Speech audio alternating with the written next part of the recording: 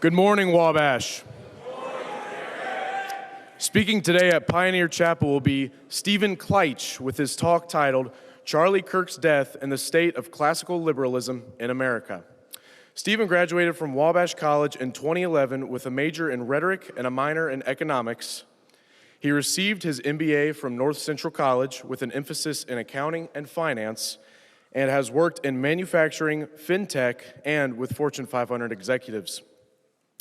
He works as a data integration manager and as the co-founder of Elia Miltoni Limited, based in Nairobi, Kenya, thus proving you can, in fact, go anywhere with a liberal arts degree.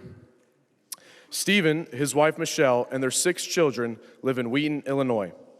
Let's give a warm welcome to Stephen Kleitsch.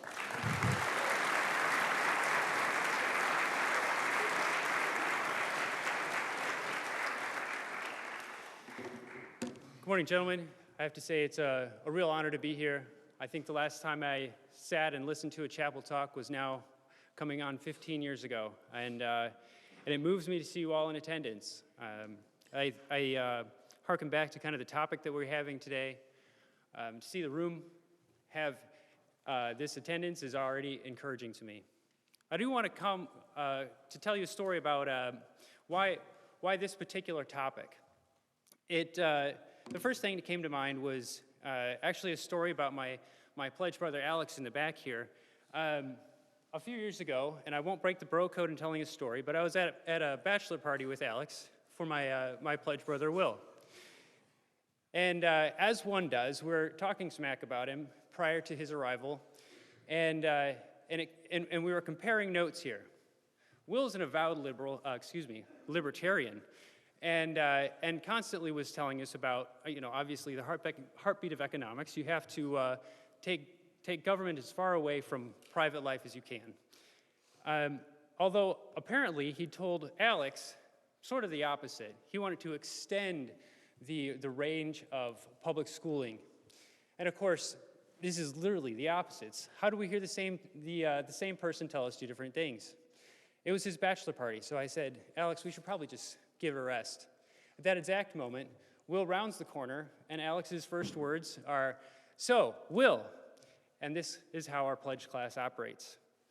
It's based very much in our shared experience here at Wabash, where we were allowed to come together around the public discourse and arguing about important topics on a regular basis. I do also want to now move away from my anecdote here to the original conversation. I want to kind of preface this with, I'm not planning on giving a eulogy. I don't know or ever have known Charlie Kirk or anyone from Turning Point USA, and that's really not what I'm here to talk about. But when my pledge class watched Charlie Kirk's assassination, we all were actually quite shocked, as I'm sure many of you were as well. And it seemed like the time to have a conversation. You heard my resume. I don't go and give talks about political topics or any such topics. I hardly public speak ever. Oddly enough, I chose my major as a rhetoric major, kind of the way you're probably not supposed to choose a major. It's what I least like to do. I figured if I was going to pay someone to educate me, they should educate me in something I hated. So here I am. I think we need to, given this context, and we've had some number of months to start to digest and process what's happened and the direction of our country since that event, it almost seemed like old news to be bringing this up, but I did want to give us, I appreciated the distance since the actual event to allow us to not be hot news, to not be the thing that was just at the top of everyone's mind to argue, where hopefully you've had some opportunity to look over the facts and to decide for yourself what was taking place there. It was a polarizing event, right? You saw some people out in the streets mourning. There were numerous vigils around the country. And at the same time, we had a shocking response of people celebrating as well. It painted an ugly picture about the state of our public conversation. And I had to ask myself, how did we get here? And what should we be doing? How should we even approach that problem? I don't remember very many people talking about this. A lot of people like to say that we should turn down the rhetoric But there's very little discussion about how you do that, other than the other side should start making concessions. So in my thinking about this, the ethical dilemma of, you probably will recognize it, if given the opportunity to kill baby Hitler, would you do it? Most of us put some thought into that, right? It's a puzzling question. Theoretically, you could prevent the Holocaust. Shouldn't you have some obligation to take that action if you could prevent the Holocaust? Absolutely. You should be doing everything in your power. On the other hand, you have an innocent child. At that point, he'd done nothing wrong, hadn't spoken a word, hadn't had that intent, hadn't taken any actions that would indicate any motive of murder in his heart. But what you're kind of led to in that question is to justify a heinous crime against an innocent child, right? You get cornered by the question into making a decision to do something that is truly unthinkable. Once you've reached that conclusion, then the next steps are kind of logical, aren't they? Both Charlie and his assailant had messages, if you think of them apart from what they were saying, but what they were doing. Charlie was participating in regular conversations, much like we probably have here at Wabash's campus, and our assailant had a message as well. He was embracing, I'll back up just a moment, Charlie was embracing what we would kind of call classical liberalism, trying to open the public forum. Whether you agree with how he did that or not, I'll leave that up to you to decide. The assailant had a message as well. He actually engraved it on his bullets. Catch this, fascist. You start to see the connection, don't you? On the one hand, you have the public discourse, and it started to look to me a little bit like rock, paper, scissors. Normally when you play rock, paper, scissors, if you're trying to decide where somebody sits or any other decision, it's a 50-50 chance. But when somebody busts out gun, it's kind of over. That's kind of how it feels in our democracy right now. We can't really have these open discussions if we're resorting to painting in language that would justify murder. And it made me think, okay, well, if we need to step back from that kind of thinking, that kind of dilemma, how do you start to do that? Well, underneath all of that is the branding of fascist language, right? That was the word that his assailant used. We've heard a massive increase in the number of people being branded as Nazis, Gestapo, and all the similar words that are being used right now. They're thrown around quite lightly, and it's really quite shocking if you think about it. Charlie was branded a Nazi while sitting in a lawn chair chatting with students in a public forum. It doesn't really look like a concentration camp or a gas chamber, does it? We need to make sure that we can distinguish between the meaning of words, because they have power, don't they? When you start to brand people with Nazi long enough, we start to believe it. Oddly, that was the tactic of Nazis. That is the method of propaganda. And if we're going to change the way that we interact and move back towards a healthy democracy, we have to be very careful with our words. I won't get into details of more recent events, but the bodies aren't even cold before we call it an execution. We have to be careful. We have to look at facts. We have to pull back the layers. Otherwise, we digress into something more chaotic. So, moving back even a little bit further, a different aspect of this is that how do we get to branding Charlie as a fascist? It recalled the first time that I saw this kind of ideological divide. Back in 2021, I, like many folks at that time, were working from home, and I turned on the news to observe the events of January 6th real time. It was really shocking, as I'm sure many of you can probably relate. Maybe you haven't grown up in the era where such a thing is just wildly uncommon, but there was a day when such a thing was unheard of. And as I was chatting with my pledge brothers about what was happening, it dawned on me that we had just come off of one of the most contentious confirmations as a Supreme Court justice in history, the confirmation of Brett Kavanaugh. Now, you and I probably would not think that was a terribly newsworthy event to be split 50-50 and have a contentious debate over the confirmation of a justice isn't really newsworthy to us anymore. But maybe it would be news to you that in 1965, there was a unanimous confirmation. That's not very long ago. Many in this room, many of your teachers and professors would have been alive at that time, maybe even your parents. A unanimous vote. That would be newsworthy, wouldn't it? Well, what's happened since then? What caused us to go from the entire country agreeing on how we should interpret the Constitution, and that being the basis for how we confirmed a justice, to split down to a single vote in order to get someone in the highest court? I believe it was the introduction of ideologies. I think we've lost a common ideology. We saw ideologies, like I mentioned, with Charlie's death. Somehow, his assailant had reached the conclusion that there was a purpose higher than Charlie's life.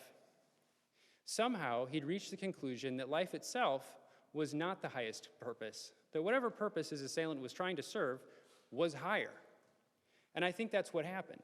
If you trace back to 1965, we saw the growth of and prevalence of drug use, the sexual revolution, introduction of communism, and many other ideologies that I don't really have time to get into. But I do think we should focus on what I would say broadly is hedonism.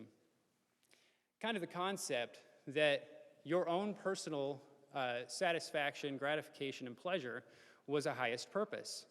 Up to that point, many people would have not done so because they served a higher purpose with their lives.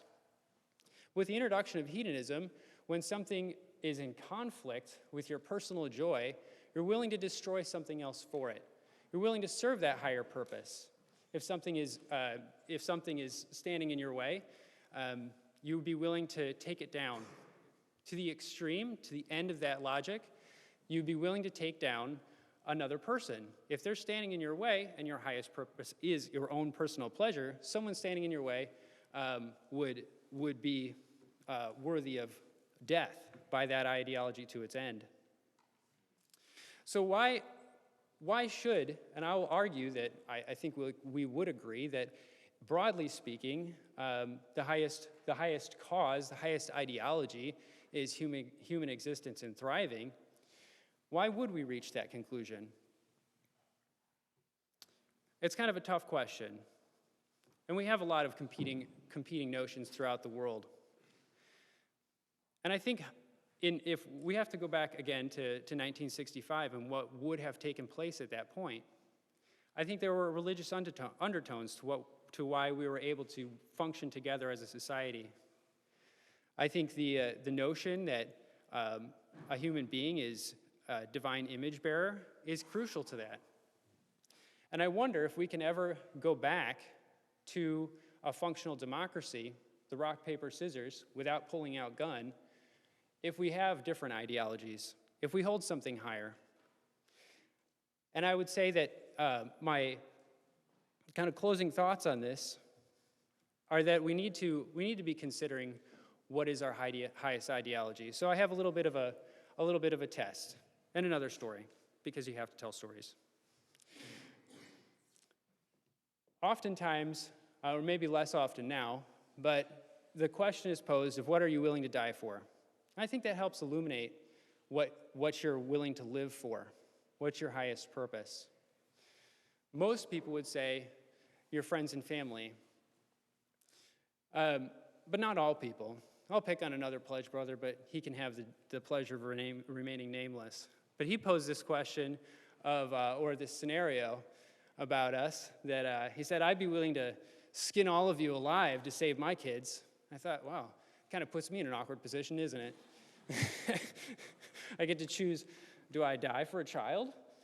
Or the other side is, usually it's not terribly heroic to sacrifice somebody else. Like, look at somebody else and say, you are, as a matter of fact, a price I'd be willing to pay. Not terribly flattering. But it does help us to understand what are those things that we'd be willing to die for, right? And help us understand what we're living for. And usually that answer helps us to understand, like we're going to say friends and family. We're going to be talking about the people closest to us in our circle. But that's not how a democracy is going to be able to function, right? If we have to die for our country, that's very different than your friends and family, isn't it? Now you're dying for perfect strangers, for generations you'll never meet. But that's why we live in a country where we do, is people were willing to make that sacrifice. So how do you reach that purpose? How do you reach that connection? How do strangers become your highest good? And I believe it's because you're taking that concept of a divine image bearer to its logical end. That when you see something in the world that plays out towards death, that you're willing to stand up to stop it. That's how we ended the Holocaust. We were willing to stand up as a nation against something that was leading towards death. We were willing to participate in a joint effort, a collective effort, against something that could be recognized as evil. So I'm going to make my last plea to you, in a sense. Consider your divine image, that you are made in the image of God. I realize that that's not a popular line of rhetoric, but I also don't know how else we recover. That unless you start to see yourself and those around you as having intrinsic value, and I don't understand any other place where they would get that intrinsic value other than from the divine. Unless you start to see people that way, then playing rock, paper, scissors and finishing with gun is the only other option. When you start to degrade people to a place where you're willing to place a higher value on something other than human life, then that's the end of our democracy. So I wanted to encourage you to take the lead from my pledge class. We don't all agree on anything, pretty much nothing. And about every other day we have verbal fistfights, but they're great. I can't tell you how much I enjoy it, how encouraging it is to hear from people who are willing to hear each other out, willing to fight over the facts, willing to have the discussions that you really can't have in the workplace. Often you can't have in many public squares at all. Most of the time it's been relegated to online behind a veil of anonymity, as much as can be had these days. I wanted to encourage you to have the discussions about ideologies with your friends, because we need to start to understand what it is that makes them tick. We need to be thinking about what it means to make you tick, what it means to hold yourself in that regard, what it means to be a divine image bearer, and how you treat yourself with that dignity and treat others with that same dignity. Because unless we get to that place, we really don't have much of a future. But at the same time, I would say that we do have a bright hope here. Because when you see yourself that way, you are understanding the eternal value of your soul, aren't you? Underneath all of that, you're seeing something that makes you truly human. And I would encourage you today to have those kinds of discussions while you still can, while you still have the opportunity without judgment or repercussion to take those chats, those bourbon evenings, and understand what it means to be a person. Thank you.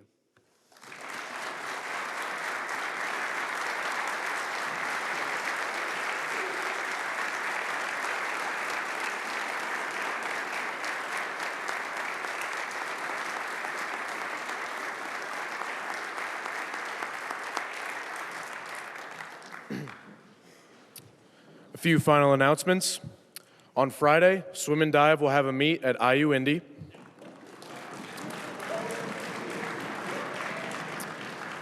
On Saturday, lacrosse will have a scrimmage at Maryville. Track and field will have a meet at Wittenberg.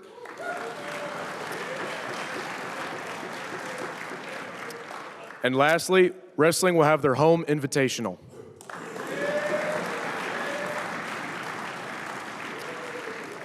Thank you all for attending. Now, would you please rise and join me in singing Old Wabash? Ba-da-da-da-da-da-da-da-da-da-da-da. From the hills of Maine to the western plain, or where the cotton's blowing, gloomy shade of the northern pine to the light of the southern seas, there's a name held dear and a color we cheer.